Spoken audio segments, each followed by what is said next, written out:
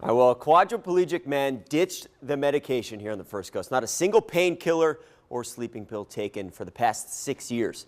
Once a scuba diver, surfer, and fisherman, Steve Cohen is now paralyzed. Scuba Steve has turned to woodwork as his therapy instead. I got to know him a little bit and check out his story. It's pretty cool. I'm a Hebrew Rastafarian crippled straight guy. Luckily, I got good neighbors that aren't upset with the... In the back and front of Steve Cohen's home, you're going to notice a whole lot of wood. It keeps me busy. Steve turns all of this reclaimed wood into benches, tables, end tables, you name it. Yeah, they're punk rock, aren't they? And see the grain and be able to sand it and break it down. But 6 years ago, Steve wasn't carving wood. He was scuba diving and charging the surf. The animal, that's what everybody called me growing up. Known as Scuba Steve, he's a true waterman. But on a routine dive off the coast of Georgia, his equipment failed when he was surfacing.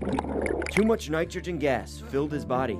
Steve passed out on the boat and woke up in the hospital, paralyzed from the neck down.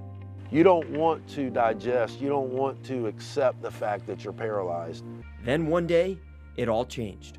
I would get the fork and tape it to my left hand, and I would try to stab a green bean. It took me 1 month to stab a green bean. I was looking down on myself, and I said to myself, Cohen, you're gonna have to take this one green bean at a time. One green bean at a time turned to one day at a time, and then, just 8 months after his accident,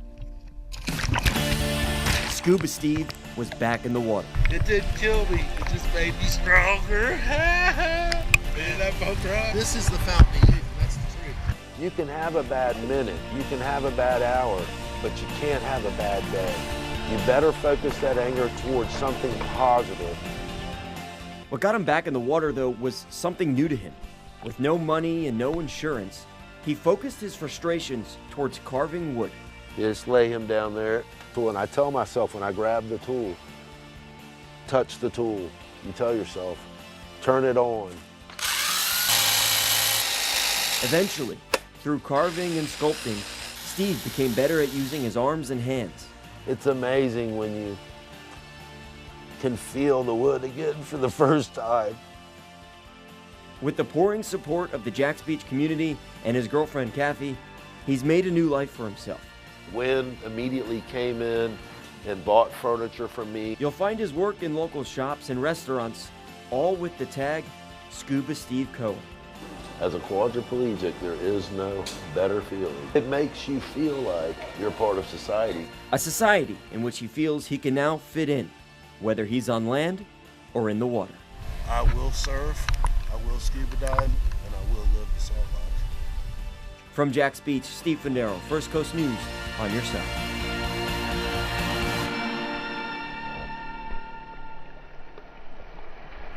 Wow, Steve, what a great story. Scuba Steve, he's a real cool guy, and he really wanted me to give a shout out to Brooks Rehabilitation, who took him in for the first couple months after his accident when he had no insurance. And they really helped him on his way. And he says, you know, if it wasn't for them, he wouldn't be where he is. Kind of gave him that momentum to when he turned to the woodwork. I mean, you go to any of the shops in Jacks Beach, Salt Life shops and restaurants, Leaf and Bean in Jacks Beach, and the Sunrise Surf Shop. You'll find all these benches and stuff. It's really cool.